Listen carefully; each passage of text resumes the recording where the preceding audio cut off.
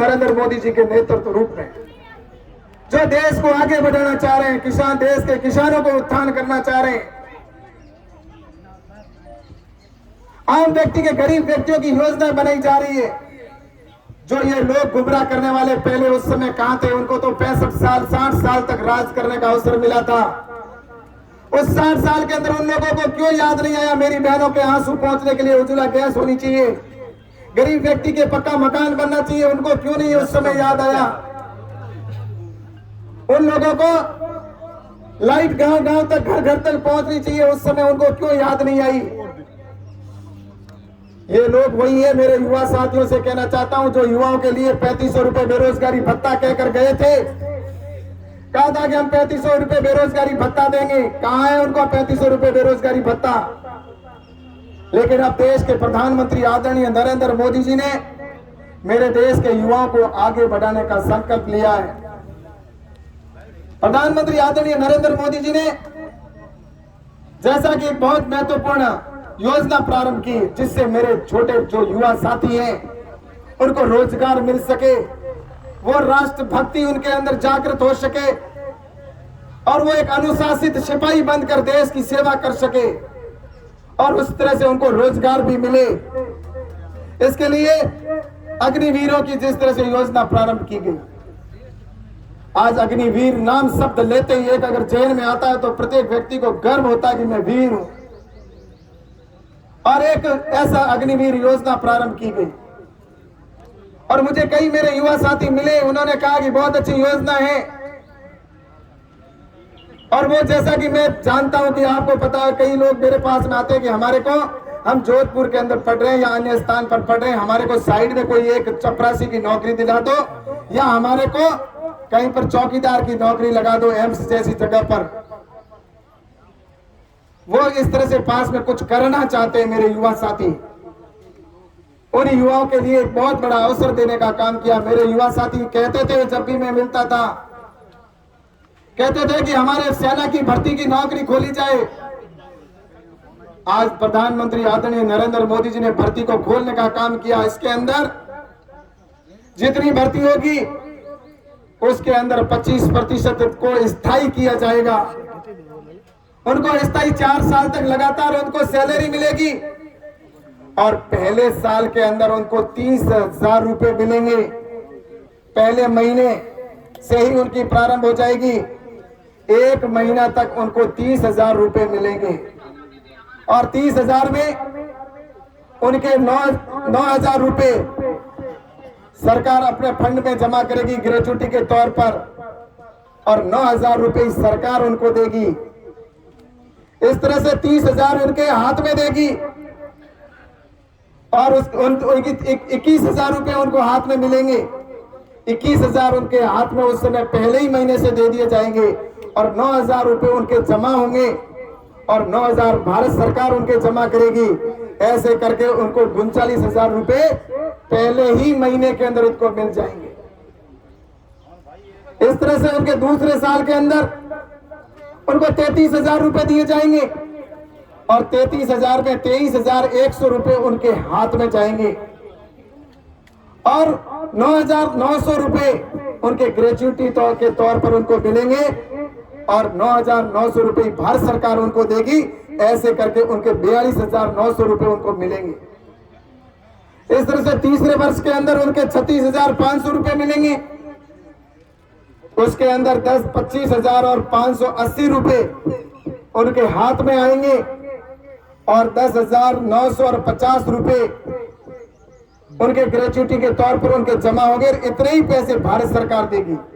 इस तरह से उनके 47,490 रुपए उसके महीने के हो जाएंगे और इसी तरह से चौथे साल जाते उनको 40,000 रुपए मिलेंगे, जिसमें 28,000 उनके हाथ में मिलेंगे और 12,000 रुपए ग्रेच्युटी के तौर पर उनके सरकार में जमा होंगे और उसके बाद में 12,000 रुपए और सरकार उनके जमा करेगी। और जब इस तरह से पैसा मिलते और जब वो रिटायर 4 साल बाद में वो जब 25% को स्थायी नौकरी मिल जाएगी और 75% जो निकलेंगे उनको भी तिनका के अलावा 12 लाख रुपए लगभग उनको दिए जाएंगे जो उनके पास में रहेंगे, जिससे वो और जब वो भर्ती करेंगे उस समय उसकी उम्र लगभग 17.5 साल से और 21 साल के मध्य होगी। और 21 साल के मध्य जब होगी और वो जब 22 साल का होगा तब तक तो वो वापस आ जाएगा, उसके हाथ में 12 लाख रुपए केस और ये सैलरी जो मिलेगी वो अलग से मिलेगी। इस तरह से मेरे देश के युवाओं को इस तरह से देने का काम किया और आज बहुत एक अच्छा निर्णय हुआ।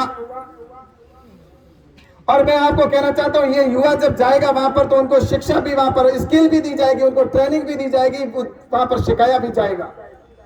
और सबसे बड़ा वहां पर वो जाकर अनुशासन सीखेगा, वहां पर युद्ध कौशल सीखेगा और सारी सुविधाएं वहां पर वो जिस तरह से वहां पर अनुशासन के साथ में देशभक्ति भी सीखेगा, देश के लिए वो कुछ करने का जज्बा भी उस युवा के अंदर होगा। और अब तो मुझे कहते हुए खुशी है कि आज एक बहुत बड़ा निर्णय हमारे देश के प्रधानमंत्री जी ने लिया कि जितनी भी केंद्र सरकार की योजनाएं, जितनी भी जो भी केंद्र सरकार की सुरक्षा से संबंधित जितनी भी भर्ती होगी, चाहे वो फोर्स की हो या दूसरी जो भी सुरक्षा के संबंध में जितनी भी नौकरियां होगी केंद्रीय सुरक्षा बल की उसके अंदर 10% इनको जो हमारे अग्निवीर है उनको आरक्षण दिया जाएगा, उनको प्राथमिकता दी जाएगी। 10% आज निर्णय हुआ। और एक और छूट दी कि जो 2 साल से वैकेंसी नहीं आ रही थी तो मेरे कई युवा साथियों के मन में जेल में था कि हमारी एज ज्यादा हो गई है, अब हम इसके अंदर नहीं आ सकते क्योंकि 21 साल से हमारी अधिक उम्र हो गई है। तो उन युवाओं के लिए भी आज एक ऐतिहासिक फैसला पुनः हुआ और अब 23 साल की उम्र तक का जो भी युवा साथी है वो इस योजना के साथ वो अग्निवीर बनकर देश की सेवा कर सकता है। और कई सरकारों ने भी इसका निर्णय लिया है।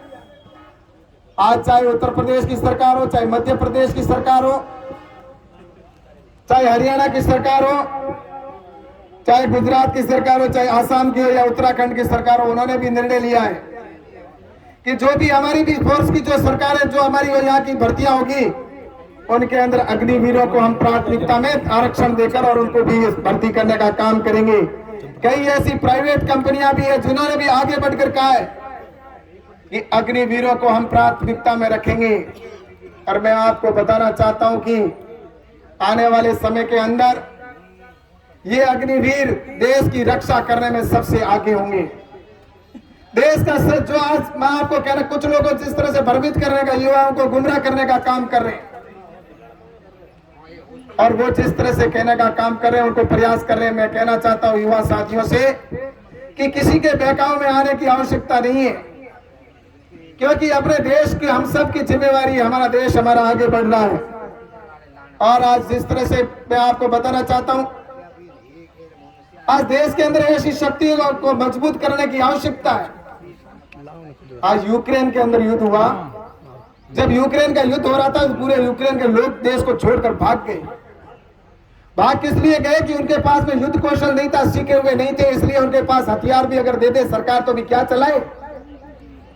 आपने देखा होगा तालिबान के अंदर क्या स्थिति बनी। आज हमारे पड़ोसी देशों से हमारी कैसे संबंध है, किसी से छुपे हुए नहीं है।